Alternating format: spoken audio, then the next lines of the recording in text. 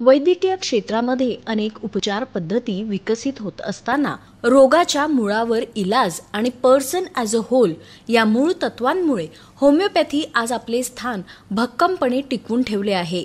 त्याचबरोबर होमिओपॅथीबद्दल मोठ्या प्रमाणात होत असलेली जनजागृतीमुळे सर्वसामान्यांपासून ते अतिश्रीमंतांपर्यंत सर्व वर्गातील लोक आज होमिओपॅथीकडे वळत आहेत। जगभरामध्ये आज होमिओपॅथी क्षेत्रात तज्ज्ञ संशोधक आपले संशोधन आणि अनुभवाद्वारे अनेक दुर्धर व्याधींतून असंख्य रुग्णांना रोगमुक्त करून त्यांना सामान्य आणि आरोग्यपूर्ण आयुष्य जगण्यास मदत करत आहेत, तर दुसरीकडे मोठ्या प्रमाणात होमिओपॅथीबद्दल जनजागृती करत आहेत। होमिओपॅथी विश्वातील असेच एक व्यक्तिमत्व मॉडर्न होमिओपॅथीचे संस्थापक आणि मुख्य कार्यकारी अधिकारी doctor Vijay Kumar Mane, MD homeopathy. दुर्धर आजारांनी ग्रस्त रुग्णांमध्ये आत्मविश्वास निर्माण करणं, त्यांना रोगमुक्त करून एक आनंदी आणि सामान्य आयुष्य प्राप्त करून देणं हेच ध्येय बाळगून गेली 25 वर्ष अथक संशोधन आणि रुग्णांवर यशस्वी उपचार करत आहेत। डॉक्टर विजय कुमार माने यांनी आपल्या वैद्यकीय कार्याची सुरुवात व्याख्याते म्हणजेच लेक्चरर म्हणून केली। त्यासोबतच पारंपरिक उपचार पद्धतीने दुर्धर मानलेल्या जीवघेण्या विविध आजारांवर अभिरत संशोधन, प्रत्यक्ष अनुभव आणि उपचार यातून मॉडर्न होमिओपॅथीची the curative line of treatment ही अत्यंत साधी आणि सोपी परंतु दुर्धर व्याधींपासून मुक्ती देणारी उपचार पद्धती निर्माण झाली। 25 वर्षांपूर्वी कोल्हापूरमध्ये लावलेल्या रोपाचा आज संपूर्ण भारतभर व देशविदेशातील रुग्णांना लाभ होत आहे। मॉडर्न होमिओपॅथीच्या द क्युरेटिव्ह लाईन ऑफ ट्रीटमेंटची निर्मिती डॉक्टर विजय कुमार माने यांच्या अभिरत संशोधन, प्रत्यक्ष अनुभव आणि उपचार यातून झाली आहे आणि उत्तरोत्तर संशोधन प्रक्रिया सुरू असते।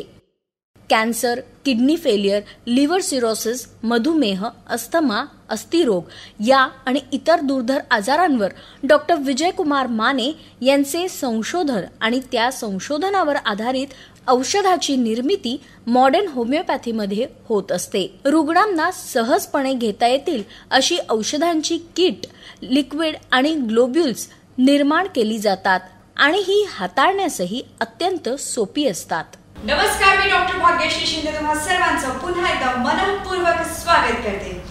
आरोग्याचं मॉडर्न युग या मॉडर्न होमिओपॅथीच्या कार्यक्रमामध्ये तुम्हा सर्वांचं मनपूर्वक स्वागत। किडनी आपल्या शरीरातला एक महत्त्वाचा अवयव। किडनी फेल्युअर जेवढा ऐकायला अवघड वाटतंय, जेवढा ऐकायला गंभीर वाटतंय, तेवढाच गंभीर आणि दुर्धर आजार।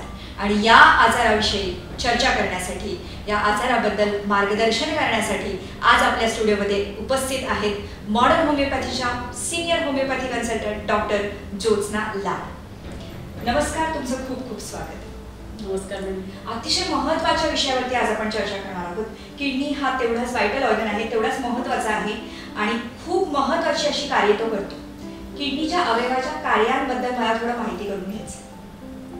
किडनी हा अवयव खूप महत्त्वाचा आहे आणि मानवी शरीरामध्ये त्याचे जे महत्त्व आहे ते अनन्यसाधारण आहे। किडनी जरी आकाराने लहान असला तरी त्याचं कार्य बघितलं तर तो खूप किती महत्त्वाचा आहे ते आपल्या सगळ्यांच्या लक्षात येईल। खरं तर किडनी हा हृदयाइतकाच महत्त्वाचा अवयव आहे आणि किडनी आपली अनेक कार्य करत असते, अव्याहतपणे करत असते। यामध्ये रक्तशुद्धीकरणाचं एकच काम आपल्या सगळ्यांना माहीत असतं, पण त्याबरोबरच ब्लड प्रेशरही किडनी नियंत्रित करत असते, नवीन रक्तपेशीही किडनीच तयार करत असते, कॅल्शियम, फॉस्फरस या क्षारांचं संतुलनही किडनीच ठेवत असते आणि त्याचबरोबर आपल्या शरीरात जे व्हिटॅमिन D3 हे सिंथसाइज केलं जातं तेही किडनीकडूनच सिंथसाइज केलं जातं। डायबेटिक नेफ्रोपॅथी हा शब्द आपण खूप वेळा ऐकलेला आहे। किडनी फेल्युअरमध्ये डायबेटिक नेफ्रोपॅथीचा काय रोल आहे एक्झॅक्टली? जेव्हा एखाद्या व्यक्तीला दीर्घकालीन मधुमेह असतो आणि हा स्पेसिफिकली जर नियंत्रणात नसेल तर जे काही किडनीची कार्यक्षमता कमी होते व जो काही किडनी फेल्युअरमध्ये पेशंटला त्रास होतो त्या त्रासाला किंवा त्या आजाराला आपण डायबेटिक नेफ्रोपॅथी असे म्हणतो।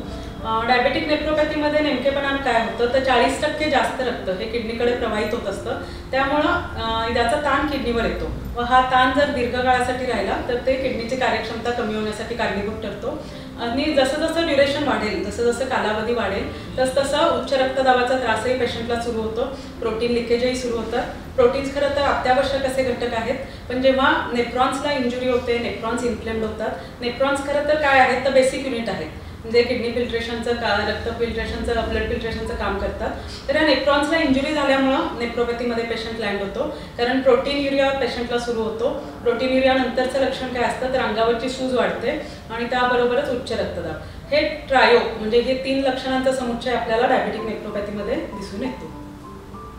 एक महत्त्वाचं फाइंडिंग आहे की जे वयोवृद्ध लोक आहेत त्यामध्ये किडनीचे विकार जे जास्त प्रमाणात दिसून येतात. का असं आहे आणि त्याचे प्रकार कोणकोणते आहे, काय लक्षणं दिसतात? खरं तर as itself is a big challenge. म्हणजे वयस्कर व्यक्तींमध्ये इम्युनिटी खूप कमी असते, त्यामुळे त्यांना वारंवार हॉस्पिटलायझेशन लागू शकतं.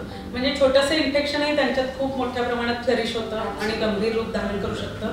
तर हे टाळण्यासाठी आपल्याला प्रॉपर व्यवस्थित योग्य तुम्ही होमिओपॅथिक औषधं घेतली तर हे तुम्ही हॉस्पिटलायझेशन टाळू शकता.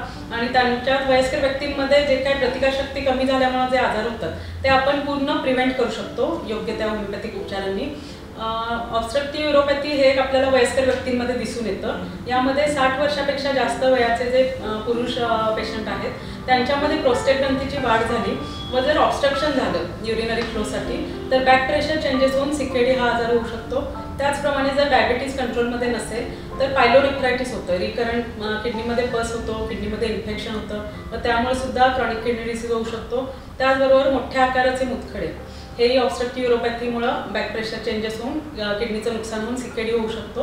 आणि रिकरंट UTI म्हणजे वारंवार जर युरिन इन्फेक्शन होत असतील तरीसुद्धा किडनीचं नुकसान होऊ शकतं. न्यूरोजेनिक ब्लॅडर हे एक महत्त्वाचं कारण आपल्याला वयस्कर पेशंटमध्ये सुद्धा दिसून येतं. यामध्ये होतं काय तर ब्लॅडरला नर्व सप्लाय खूप डेलिकेट असतो, ब्लॅडरचा नर्व सप्लाय. तर नर्व एंडिंग कुठंतरी डॅमेज होतात व ते डॅमेज झाल्यामुळं पूर्ण युरिन बाहेर फेकली जात नाही, ती आतमध्ये ब्लॅडरच्या आतमध्ये रिटेन होते, साचून राहते व त्याचं बॅक प्रेशर पडतं. म्हणजे त्याचं ऑब्स्ट्रक्शन असल्यामुळं बॅक प्रेशरनं किडनीचं काम खराब होतं, किडनीचं नुकसान होतं व पेशंट तो क्रॉनिक किडनी डिसीजमध्ये लँड होतो. आणि वयोवृद्ध लोकांमध्ये जेव्हा किडनी डिसीजेस होतात, ते विकार होतात, ते टाळण्यासाठी त्यांनी काय केलं पाहिजे आणि कितपत गंभीरता आहे या विकारांची?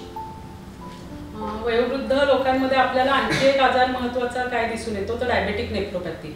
म्हणजे जितकी वर्ष तुम्हाला डायबेटीज आहे तितकं तुम्हाला जास्त तुम्ही प्रोन राहता की किडनीच्या आजारासाठी. तर यासाठी काय करणं गरजेचं आहे तर आपली ब्लड शुगर कंट्रोलमध्ये ठेवणं खूप गरजेचं आहे. तर ही कशा पद्धतीनं तुम्हाला कंट्रोलमध्ये ठेवता येईल तर आहारातले काही सकारात्मक बदल व नियमित व्यायाम या 2 गोष्टी तुम्ही केल्या, जर तुमची ब्लड शुगर तुम्ही 200च्या आत ठेवली तर तुम्हाला कुठलाही अपाय होणार नाही, तुमच्या किडनीची कार्यक्षमता कधीही कमी होणार नाही किंवा तुमचे व्हायटल ऑर्गन इतर जे आहेत, हृदय आहे, डोळ्याच्या रक्तवाहिन्या आहेत, हे सगळे ऑर्गन तुमचे सेफ राहतील. इथं एक छोटंसं उदाहरण आपण लक्षात घेऊया. समजा एक साधं पाणी, एक ग्लासभर पाणी आपण काचेवरून ओतलं तर ते पटकन त्याचा निचरा होतो किंवा ते पटकन निघून जाईल. पण समजा त्या पाण्यात आपण भरपूर साखर मिश्रित पाणी जर आपण ओतायचा प्रयत्न केला, खूप साखर घातली त्यामध्ये आणि ते जर पाणी आपण ओतलं काचेवरून तर ते स्लोली हळूहळू ते पास होणार. असंच काहीसं होतं की डायबिटीजमध्ये जेव्हा तुमची शुगर कंट्रोलमध्ये नसते तेव्हा रक्ताची डेन्सिटी वाढते, कारण त्याच्या आतमध्ये शुगर असते, ग्लुकोज असतं. ही रक्ताची डेन्सिटी वाढल्यामुळे काय होतं तर ते रक्तवाहिन्यांच्या आतून स्लोली ते जायला लागतं.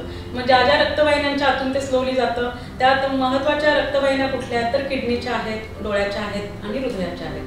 डोळ्याच्या रक्तवाहिन्यांचं नुकसान होऊन रेटिनोपॅथी हा गंभीर आजार होतो. यामध्ये अंधुक दिसणं, डोळ्याच्या पडद्याच्या आत रक्तस्राव होणं, डोळ्याच्या पडद्याला सूज येणं इतपत ते गंभीर आहेत व त्यासाठी लेसरचे उपचार घ्यावे लागतात. लेसर करून घेणाऱ्या 3 रुग्णांपैकी 1 रुग्ण हा निश्चितपणे डायबेटिकमुळे होणाऱ्या किडनी फेल्युअरचा शिकार होतो. त्याचप्रमाणे हृदयाच्या रक्तवाहिन्याही खराब होतात, त्यातलं आतलं अस्तर खराब होतं व हृदयामध्ये ब्लॉकेजेस तयार होतात. त्यामुळे शुगर कंट्रोलमध्ये ठेवणं हे वयस्कर व्यक्तींनी खूप गरजेचं आहे. आणि किडनीच्या रक्तवाहिन्यांचं तर आपण आत्ता बघितलंच की त्याचंही नुकसान होऊन पेशंट किडनी फेल्युअरमध्ये लँड होतो. नक्कीच आपण पुढच्या प्रश्नाकडे वळणार आहोत. असे कोणते विकार आहेत, किडनीचे कोणते विकार आहेत जे अनुवंशिक आहेत आणि ते कोणत्या वयोगटामध्ये आढळतात? अनुवंशिक विकारामध्ये आपल्याला किडनी स्टोन हा एक आजार दिसतो आणि त्याबरोबर ADPKD म्हणजे ऑटोडॉमिनंट पॉलिसिस्टिक किडनी डिसीज. तर अनुवंशिक आजाराचा विचार केला तर ज्यांच्या घरी एडीपीकेडीचे पेशंट आहेत, पॉलिसिस्टिक किडनी डिसीजचे पेशंट आहेत, त्या सगळ्या फॅमिली मेंबर्सनी आपल्या स्क्रीनिंग टेस्टमध्ये CBC, RFT व सोनोग्राफी करणं गरजेचं आहे. कारण हे जनरली 40 नंतर PKDचा त्रास, पॉलिसिस्टिक किडनी हे डायग्नोज होतं व बऱ्याच वेळा ते ॲक्सिडेंटली डायग्नोज होतं. तर त्यासाठी तुमच्या घरी जर हिस्ट्री असेल पॉलिसिस्टिक किडनी डिसीजची तर तुम्ही आवर्जून सोनोग्राफी करा, रिनल फंक्शन टेस्ट करा, प्रोटीन क्रिएट रेशो करा. या गोष्टी केल्यामुळं तुम्ही ते अर्ली पिकअप करू शकता की तुम्ही किडनी फेल्युअरकडे निघालाय का. दुसरं महत्त्वाचा आजार आहे तो म्हणजे किडनी स्टोन. किडनी स्टोन जर मोठ्या आकाराचा किडनी स्टोन म्हणजे किडनी भरून जोपर्यंत स्टोन होत नाही तोपर्यंत तो किडनीमधला खडा कधी लक्षणं दाखवत नाही. हा किडनी स्टोन जर कुठं मार्गात असेल म्हणजे युरिन वाहून येणाऱ्या युरेटरमध्ये असेल, ब्लॅडरमध्ये असेल तर UTI होऊ शकतं, हिमॅच्युरिया म्हणजे लालसर लघवी होणं, उन्हाळे वारंवार लागणं असा त्रास होऊ शकतो. पण जर तो स्टोन किडनीमध्ये असेल तर तो किडनीचं पूर्ण किडनी खराब होईपर्यंत सुद्धा बऱ्याच वेळा लक्षात येत नाही की या व्यक्तीला किडनी स्टोन आहे ते. तर तुमच्याकडे फॅमिली हिस्ट्री असेल किंवा तुम्हाला स्वतःला जरी आधी किडनी स्टोन होऊन गेला असेल तरी तुम्ही सतर्क राहायला पाहिजे, जागरूक राहायला पाहिजे आणि सोनोग्राफी वर्षातून एकदा जरी काही तक्रार नसेल तरी करायला पाहिजे. किडनी फेल्युअरबद्दल अधिक माहिती आपण जाणून घेणारच आहोत. डॉक्टर आपल्यासोबत आहेतच, काही रुग्णांचे अनुभव आहेत तेही आपण जाणून घेणार आहोत. कार्यक्रम तुम्ही पाहत आहात आरोग्याचं मॉडर्न युग. पुढच्या एपिसोडमध्ये नक्की भेटणार आहोत. आज आपण इथे थांबत आहोत. मी डॉक्टर भाग्यश्री शिंदे तुमची रजा घेते. धन्यवाद.